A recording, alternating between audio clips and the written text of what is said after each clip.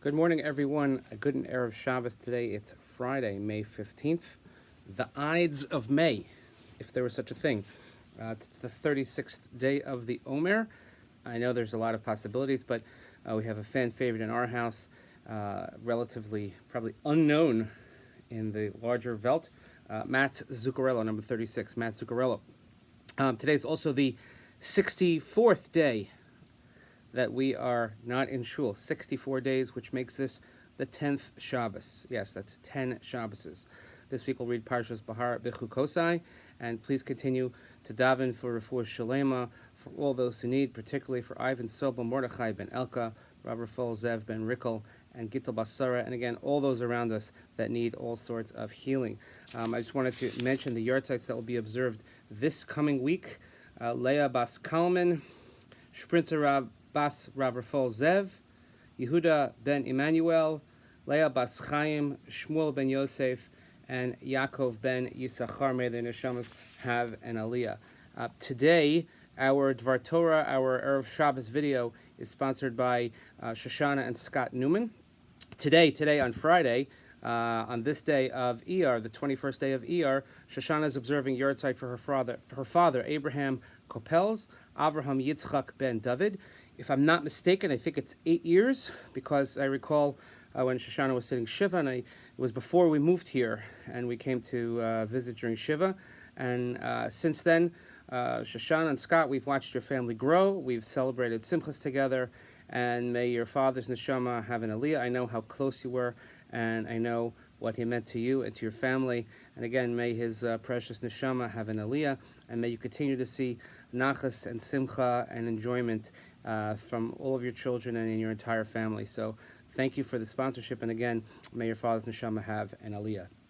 So this week we read Parshas Bahar Bechukosai, which means that we will complete the book of Vayikra, which means, and it's mind-boggling to even say it, but it means that we will have gone through the entire book of Vayikra without once hearing a single word of that sefer from the Sefer Torah.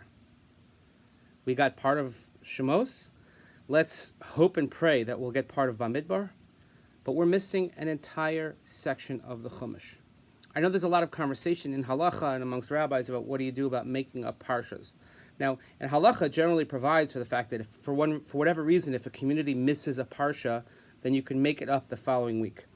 I don't see that as feasible, that when we would come back to shul, if and how and whatever that would look like, that we would take out two Torahs, and we would read the parsha of the week, and then when we're done, we're going to say, okay, everybody, we're now going to read 12, 13 parshas, so stick around.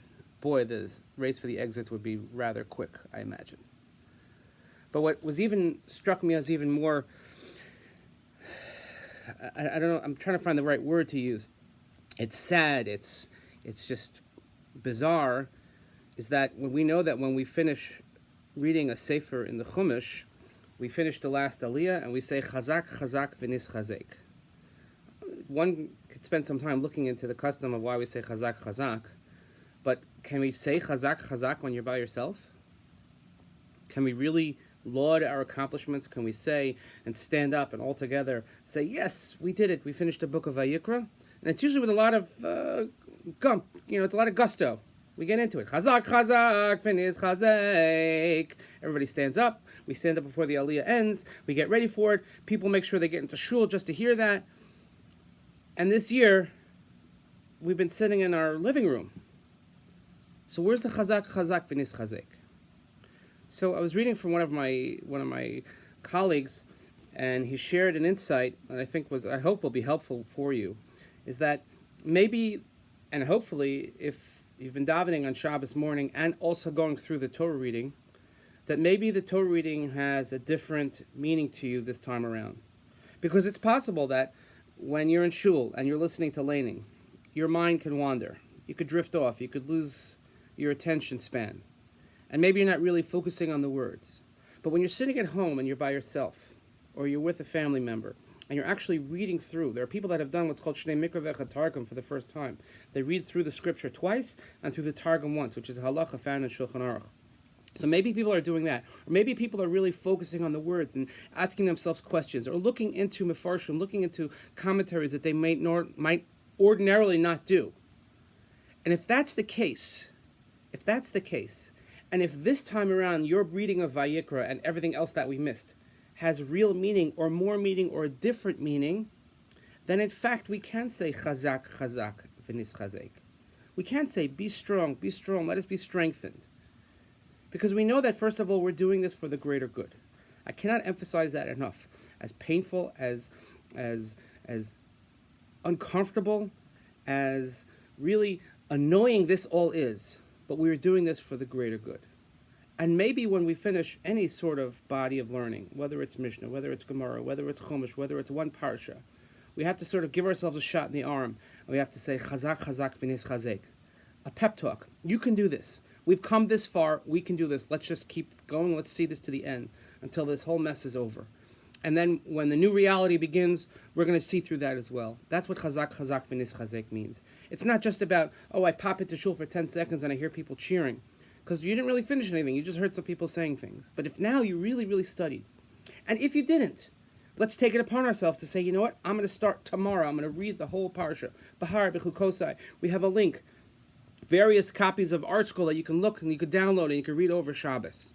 There's no excuse for us not to be able to access the Torah words and what they mean and to find commentaries and to find meaning. So if that's the case, let us say, indeed with gusto, Chazak, Chazak, V'nis Chazek. I want to just give everybody a huge yasher koach. We've been doing a great job following the rules, helping one another out, making sure that we're doing the right thing, making sure that our neighbors are feeling well, and making sure that those around us have what they need. Let's keep it going. I know it's been a long haul, and I know it's 10 Shabboses, and it's excruciating, but nonetheless, Shabbos himiluzok urefuah karov lavo. The Shabbos prevents us from crying out, but healing will come soon. Healing for us personally and healing us for the entire community. So again, I wish everybody should have a wonderful Shabbos. You should have a peaceful Shabbos. You should have a restful Shabbos.